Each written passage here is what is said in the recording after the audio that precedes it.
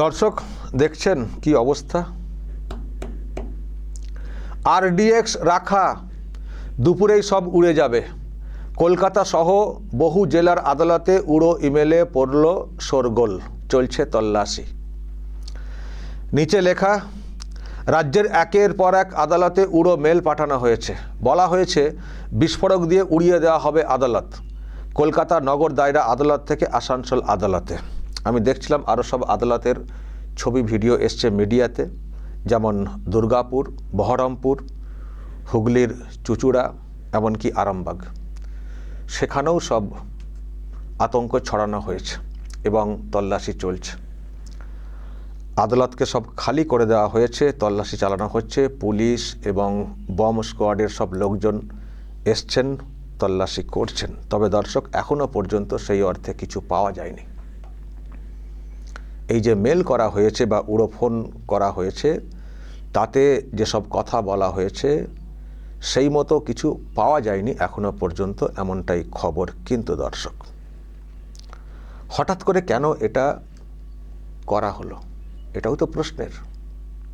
হঠাৎ করে গোটা রাজ্যের বিভিন্ন আদালতে কেন এই ধরনের আতঙ্ক ছড়ানো হলো এই সময়ে? দর্শক, কোনো কি ক্লু পাচ্ছেন? কোনো কি ইঙ্গিত পাচ্ছেন? দেখুন, বোমা বা আরডিএক্স আছে কি নেই সেটা একটা অন্য প্রশ্ন, কিন্তু এটা তো অবশ্যই একটা বড় প্রশ্ন যে হঠাৎ করে এই সময়ে এই ধরনের আতঙ্ক কেন ছড়ানো হলো। একেবারে কলকাতার এই কোর্ট, তারপরে জেলার ওই সব কোর্ট, কেন? দর্শক, ভাববার বিষয়, কিন্তু ভাববার বিষয় যে হঠাৎ করে বিশেষ করে জেলাতে যেসব আদালত আছে সেগুলোকে কেন টার্গেট করা হয়েছে, কেন এই ধরনের একটা ভয় দেখানোর চেষ্টা হচ্ছে। ভাবতে হবে দর্শক, ভাবতে হবে, ভাববার সময়। দর্শক, আমি জানি না আপনারা কে কী ভাবছেন, কে কী বলবেন। আমি দর্শক যেটা ভাবছি বা যেটা আমাকে ভাবাচ্ছে, যে এর সঙ্গে এসআইআরের কোনো লিঙ্ক নেই তো। এই যে জেলা আদালত টার্গেট করা হচ্ছে বা মহকুমা আদালত টার্গেট করা হচ্ছে, এবং কলকাতার আদালতেও দেখতে পাচ্ছি হয়েছে, তো এই যে আদালতকে টার্গেট করা হচ্ছে, এর সঙ্গে এসআইআর যেটা চলছে তার সঙ্গে কোনো লিঙ্ক নেই তো। কেন কথাটা বলছি? এই জন্যই কথাটা বলছি, কারণ আমরা ইতিমধ্যেই জেনে গেছি যে এসআইআরের যে পেন্ডিং যে কাজগুলো বাকি আছে সেই কাজটা সম্পন্ন করছেন বিচারকরা, এবং সেটা হচ্ছে সুপ্রিম কোর্টের নির্দেশ। সুপ্রিম কোর্ট যেটা দেখেছে যে এখানে যেভাবে এসআইআরটা হচ্ছে, এতে করে এটা শেষ হবে না।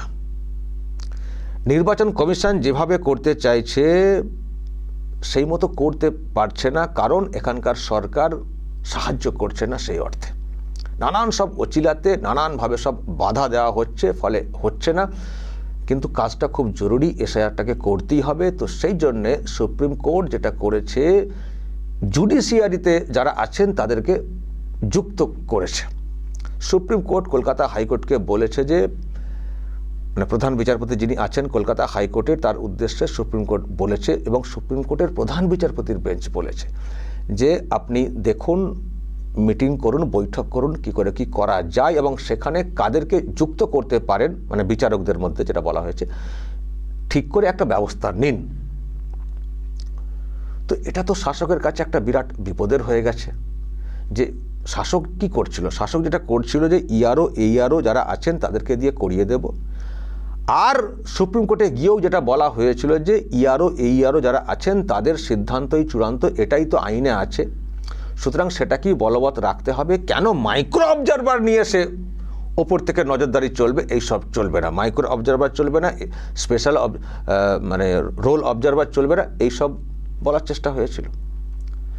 ফলে যখন তারা চেয়েছিলেন শাসকের লোকজনেরা যে এখানে ইআরও এই আরওদেরকে দিয়ে যেমন করে খুশি কাজটা করিয়ে নেব, আমি যেমন করে খুশি কেন কথাটা আরও জোর দিয়ে বলছি, এই জন্যই বলছি কারণ ইতিমধ্যেই অনেক ইআরও এই আরওদের অবস্থান নিয়ে প্রশ্ন তৈরি হয়েছে এবং সাসপেন্ড করতে হয়েছে, এমনকি এফআইআর পর্যন্ত তো শেষ করতে বাধ্য হয়েছে রাজ্য সরকার। ফলে এদেরকে দিয়ে সহজেই যে শাসক বাহিনী কাজ করতে পারে সেটা কোথাও প্রমাণিত। কিন্তু তার মধ্যে সুপ্রিম কোর্ট যখন জুডিশিয়ারিকে ঢুকিয়ে দিয়েছে, আর তো সহজ হবে না। তো ফলে দর্শক, কমিশনের কাছে যেমন কাজটা খুব সুবিধার হয়ে গেছে, তেমনি এখানকার শাসকের কাছে খুব কিন্তু অসুবিধার হয়ে গেছে। যদিও তারা মুখে স্বীকার করতে পারছে না, ভিতরটাতে খুব গলাতে আটকে রাখার কাঁটা আটকে যাওয়ার মতো একটা অবস্থা হয়ে গেছে। মুখে বলছে হ্যাঁ ঠিক আছে, কিন্তু দেখেছেন আপনারা আজকেও যখন হিয়ারিংটা হয়েছে সুপ্রিম কোর্টে, যখন কলকাতা হাইকোর্টের প্রধান বিচারপতির চিঠির কথা উল্লেখ করে সুপ্রিম কোর্টের প্রধান বিচারপতি বলছেন যে এখানে তো বিচারক পাওয়া যাচ্ছে না ইত্যাদি। তো ঠিক আছে, যদি যেভাবে কাজ পেন্ডিং আছে, লক্ষ লক্ষ কাজ যেহেতু পেন্ডিং আছে, সুতরাং যদি বিচারকের আরও প্রয়োজন হয় তাহলে পাশের রাজ্য থেকেও আনা যেতে পারে, এবং সেই ক্ষেত্রে ঝাড়খণ্ড এবং উড়িষ্যার কথাটা উঠে এসছে। নিশ্চয়ই লক্ষ্য করেছেন তখন কল্যাণ ব্যানার্জি, এই রাজ্যের রাজ্য সরকারের হয়ে যিনি লড়ছেন, তিনি বলেছেন না, ভিন রাজ্য থেকে এলে তাদের তো সমস্যা হবে বাংলা ভাষাতে, যারা বিচারক তাদের নাকি সমস্যা হবে বাংলা ভাষাতে। যদিও সুপ্রিম কোর্টের প্রধান বিচারপতি বলেছেন যে পাশের রাজ্য মানে তো বাংলার সঙ্গে তো যুক্ত ছিল, তো উনিও ভালো করে জানেন, অঙ্গ বঙ্গ কলিঙ্গ ভালো করে জানেন। তো পাশের রাজ্য মানে তো বাংলার সঙ্গে তো পরিচিতি একটা থাকবে না, তো সমস্যা কিসের? আমি তো দিল্লি রাজস্থান এখান থেকে তো পাঠাইনি।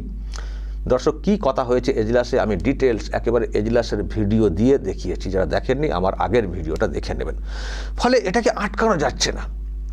এক তো রাজ্যের যারা আছেন বিচারক, তারা বিচারক এবং সুপ্রিম কোর্টের নজরদারিতে বিষয়টা হচ্ছে, ফলে সহজ না ওনাদেরকে প্রভাবিত করা। ফাঁপড়ে পড়ে গেছে শাসক, এবং শাসক নাকি চেয়েছিল যারা অবসর নিয়েছেন তাদেরকে দিয়ে কাজটা বেশি করে করানোর, কিন্তু সেটা তো এখানকার যিনি প্রধান বিচারপতি আছেন কলকাতা হাইকোর্টের, সেটা তো উনি করছেন না। উনি অ্যাক্টিং যারা বিচারক তাদেরকে দিয়ে কাজটা করাতে চাইছেন।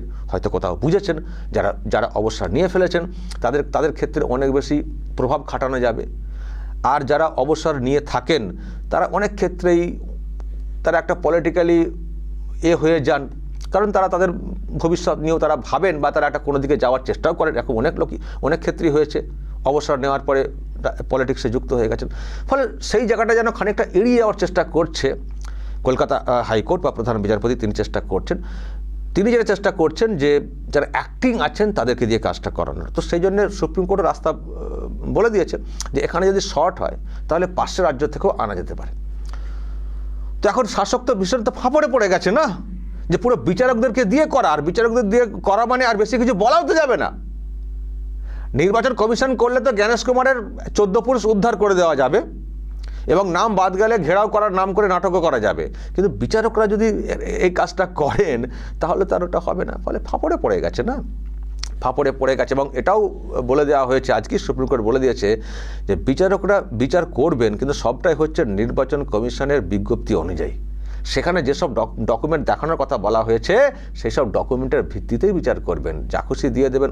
ওটা এখানকার শাসক বলছিল না, কল্যাণ ব্যানার্জিরা বলছিলেন না যে ডোমিসাইল কোনটা চলবে কি চলবে না সেটা তো বিচারকরাই ঠিক করবেন, কমিশন কিছু করতে পারবে না।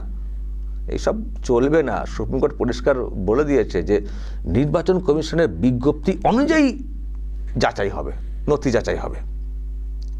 সুতরাং দর্শক, একেবারে সেই সব দিক দিয়ে দরজা বন্ধ হয়ে যাচ্ছে কার্যত এই রাজ্যের শাসকের। আমি দর্শক জানি না, যখন কোনো কিছুতে কিছু হচ্ছে না সব, এবং অ্যাক্টিং যারা বিচারক তাদেরকে দিয়ে কাজ করানোর চেষ্টা হচ্ছে, তো তার সঙ্গে এই আতঙ্ক ছড়ানো এটার কোনো লিঙ্ক আছে কি না আমি ভাবছি, আমি নিশ্চিত না, আমি ভাবছি বা আমাকে ভাবাচ্ছে যে হঠাৎ করে এতগুলো আদালতের টার্গেট, বোমাতঙ্ক উড়িয়ে দেবো, করে দেবো, এটাতে কোথাও একটা ভয় ধরানোর চেষ্টা হচ্ছে কিনা কোনো অংশের তরফ থেকে, এটা আমি ভাবছি দর্শক। সেজন্যই বলছি যে এই আতঙ্ক ছড়ানোর সঙ্গে এসআইআরের লিঙ্ক কিছু আছে কিনা, বা এখানকার শাসকের কোনো যোগ আছে কিনা। তবে যদি ওটা সত্যি হয়, এটা মূর্খের মতো কাজ, একেবারে মূর্খের মতো কাজ। এইরকম বোমাতঙ্ক ছড়ালে কি বিচারকরা ভয় পেয়ে শাসকের মতো কাজ করে ফেলবেন? আবার বলছি, শাসক মানে বিচারকরা হয়তো এখান থেকে যাচাই করবেন, কিন্তু সবটাই হবে লগ ইন পাসওয়ার্ড মানে দেওয়া আছে, তো মানে সব কিছু কিন্তু কমিশন মনিটর করতে পারবে। এবং কমিশন যদি মনে করে কোথাও না যেটা ঠিক হয়নি, কমিশন ঠিক করার জন্য বলতেও পারবে। ফলে ওনারা করলেই সেটার পরিবর্তন আর কখনো হবে না, এটা ভুল। নিশ্চয়ই ওনারাও ভালো করে জানেন। আর তাছাড়া ওনারা যে শপথ নিয়ে কাজটা করছেন, কেন ভুল করবেন ইচ্ছাকৃত? আর ওনাদেরকে তো এটাও ভাবতে হবে যে যা করছি সবটাই হচ্ছে সুপ্রিম কোর্টের নির্দেশে। এবং সুপ্রিম কোর্ট কত বড় কথা বলে রেখেছে। সুপ্রিম কোর্ট বলে রেখেছে যে এইসব বিচারকরা যে সিদ্ধান্ত নেবেন সেটাকে সুপ্রিম কোর্টের সিদ্ধান্ত হিসেবে গ্রাহ্য করা হবে। তার মানে ওনারা যারা কাজ করছেন এই মুহূর্তে সুপ্রিম কোর্টের বিচারপতি হিসেবে কাজ করছেন কার্যত। ফলে তারা দায়িত্ব পালন করবেন না ঠিক মতো করে? নিশ্চয়ই করবেন। ফলে না আমার কোথাও মনে হচ্ছে যখন সব কিছুতে দিশেহারা হয়ে যায় না কোনো অংশ, তখন তারা কী করছে না করছে কোনো জ্ঞান থাকে না। যখন দিশেহারা হয়, যখন কোনো যুক্তি খুঁজে পায় না, কিছু করার রাস্তা খুঁজে পায় না, অন্ধকার অন্ধকার অন্ধকার, তখন কি করবে না করবে খুঁজে পায় না। আমি জানি না সেখান থেকে এরকম বোমা টমা উড়িয়ে দেবো বলে ভয়টাই ধরানোর চেষ্টা হচ্ছে কিনা, কিন্তু এসবে কিছু হবে না। পুরো মানে সবই মূর্খের মতো কাজ হচ্ছে। আবারও বলছি, দিশেহারার মতো একটা অবস্থা যা দেখতে পাচ্ছি শাসককে। আর একটাই খুব পজিটিভ দিক আমরা লক্ষ্য করছি যে এসআইআর যেটা পেন্ডিং আছে সেটা কিন্তু আমরা তুলনায় অনেক বেটার দেখতে পাচ্ছি। এটাই হচ্ছে আমাদের কাছে খুব পজিটিভ একটা দিক। কারণ আমরা এসআইআর নিয়ে অনেকটাই ভেঙে পড়েছিলাম যে তাহলে কি এসআইআরটা ঠিকমতো করে হবে না, আর এসআইআর ঠিকমতো করে না হলে তাহলে ভোটটা যেটা হবে সেটা কি ভোট হবে, তার কী বা গুরুত্ব থাকবে। ফলে সেদিক দিয়ে বাংলার পরিবর্তনকামী মানুষ যারা তারা অনেকটাই ভেঙে পড়ছিলেন। কিন্তু শেষ মুহূর্তে যেভাবে খেললো নির্বাচন কমিশন এবং যেভাবে সুপ্রিম কোর্ট থেকে এইরকম একটা অর্ডার আদায় হলো, তাতে করে সত্যিই বাংলার মানুষ খুব খুশি, পজিটিভ কিছু তারাও দেখতে পাচ্ছেন। তো এরই মধ্যে যখন এই ধরনের আতঙ্কের ভিডিও বা ছবি বা খবর সামনে আসছে, তারাও হয়তো ভাবছেন যে সত্যিই কেমন হয়ে গেছে এরা। যত এইসব হচ্ছে ততই যেন মানুষের মনটা আরও বিগড়ে যাচ্ছে শাসকের প্রতি, যত এই ধরনের খবর আসছে। আবার বলছি, এটা সত্যিই এটার সঙ্গে লিঙ্ক কেন সেটা আমরা বলতে পারবো না, কিন্তু মানুষের মনের মধ্যে না একটা ধারণা তৈরি হয়ে যাচ্ছে। এই যে আমার মনে এত ধারণা কেন তৈরি হচ্ছে বলুন তো? শাসকের অবস্থান দেখে। এই শাসক কি করতে পারে না বলুন তো? কলকাতা হাইকোর্টের জাস্টিস রাজাশেখর মান্থা কিছু অর্ডার করলেন যেগুলো শাসকের পছন্দ হলো না, দেখলাম তার ফ্ল্যাটের সামনে পোস্টারিং হয়ে গেল। আজও কে পোস্টারিং, কারা পোস্টারিং করলো তার খবর পেলাম না, পুলিশ বের করতে পারলো না। আর এই পুলিশকে দেখি কেউ সোশ্যাল মিডিয়াতে কিছু একটা পোস্ট করলে দিল্লি, মুম্বাই, নয়ডা কোথায় সব ছুটে ছুটে বেড়ায়, খুঁজে আনতে চলে যায়। আমি রিসেন্টলি একটা দেখছিলাম নয়ডাতে কাকে একটা ধরতে গেছিল। জাস্টিস সিনহা মহিলা বিচারপতি কিছু অর্ডার করছিলেন, পছন্দ হচ্ছিল না, দেখলাম তার স্বামীর বিরুদ্ধে কি মামলা ঠুকে দিয়ে তাকে হেনস্থা। তারপরে তাদের মেয়ে কোথাও বাইরে পড়েন, সেখানে একটা প্রেশার তৈরি করার চেষ্টা। জাস্টিস বসু, কত নাম বলবো, কিছু অর্ডার করছিলেন, শাসকের পছন্দ হচ্ছিল না, দেখলাম আদালত চত্বরে তার ছবিকে নিয়ে পায়ে মারিয়ে কী সব হলো। তারপরে দেখলেন তো এজলাসের লোক ঢুকিয়ে, অবাঞ্ছিত লোকজন সব ঢুকিয়ে হিয়ারিংকে কীভাবে ভণ্ডুল করা হলো। এখানে কি হয় না, এখানে সব কিছু হয় যেগুলো আমরা ভাবতে পারি না। যেমন এটা আমরা সহজে ভাবতে পারি না, কিন্তু এটা হতে পারে। এটাই আমাদেরকে ভাবিয়ে তুলছে। এখানে কোনো কিছুতে বিশ্বাস নেই। এবং কোনটা ইফেক্টিভ হবে, কোনটা ইফেক্টিভ হবে না সেই জ্ঞানটাও নেই, যে এইরকম করলে আদৌ কিছু লাভ হবে কি না তাও ওরা কোনো জ্ঞান নেই। মানে দিশেহারা হয়ে গেলে যা হয় আর কি। তো সেজন্যই বলছি, আমরা যেমন এটাকে একেবারে বিশ্বাস করছি না, তেমনি উড়িয়েও দিতে পারছি না যে এর সঙ্গে এসআইআরের লিঙ্কের বিষয়টা। দর্শক, আপনাদের কি মনে হয় বলুন তো, কেন হঠাৎ করে এত আদালতে একসঙ্গে টার্গেট করা হলো, উড়িয়ে দেব, ভয় দেখানোর চেষ্টা হলো কেন? দর্শক বলবেন আর কি মনে হতে পারে কারণ, অবশ্যই বলবেন যা বলার, এবং নজর রাখবেন আরামবাগ টিভিতে।